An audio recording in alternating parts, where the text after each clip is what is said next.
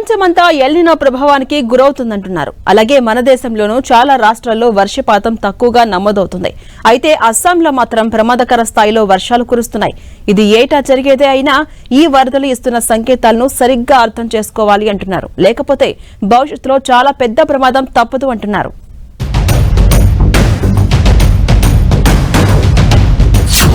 దేశంలో ఓవైపు వానలకు కరువు,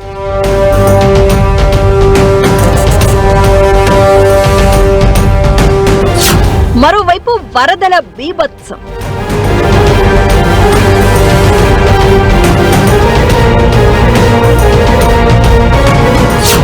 గ్లోబల్ వార్మింగ్ ఎఫెక్ట్ ఇది.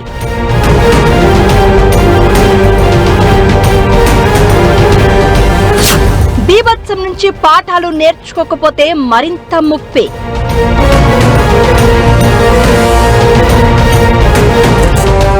అస్సాంలో వరదల బీభత్సానికి ఈ సీజన్లో 101 మంది చనిపోయారు.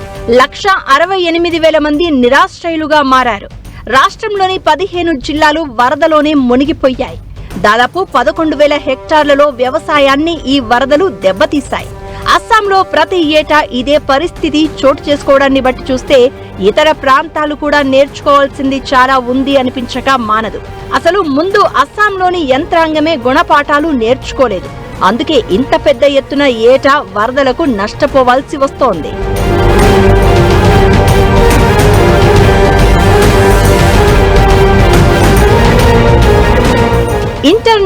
ఇంటర్నల్ క్లైమేట్ చేంజ్ అనే ఐక్యరాజ్య సమితి చేసిన అధ్యయనం చూస్తే రాబోయే రోజుల్లో ప్రమాదం ఇంకా పెరుగుతుందని తెలుస్తోంది.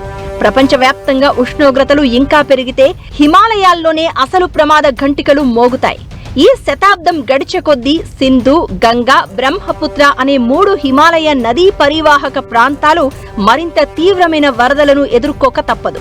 పారిశ్రామికీకరణకు ముందున్న స్థాయిలతో పోలిస్తే భూమి ఉష్ణోగ్రత 1.5 డిగ్రీల సెల్సియస్ లేదా అంతకంటే ఎక్కువ పెరిగితే 2100 నాటికి హిమాలయాల్లోని హిమనీనదాల పరిమాణంలో 60% వరకు కరిగిపోయే అవకాశం ఉందని వాతావరణ నమూనాలు సూచిస్తున్నాయి.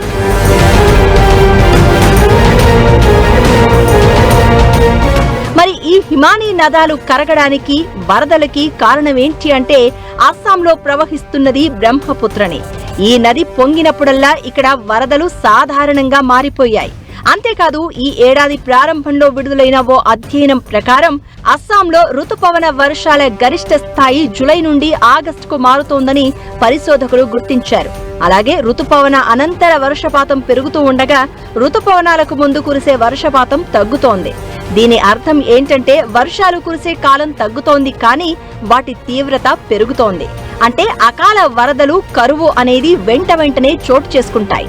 అడవుల నరికివేత పెరగడం, అస్తవ్యస్తమైన పట్టణీకరణ, నదీ గర్భంలో తవ్వకాలతో పాటు కొండ ప్రాంతాల్లో మైనింగ్ వంటివి వరదల తీవ్రతను పెంచుతున్నాయి.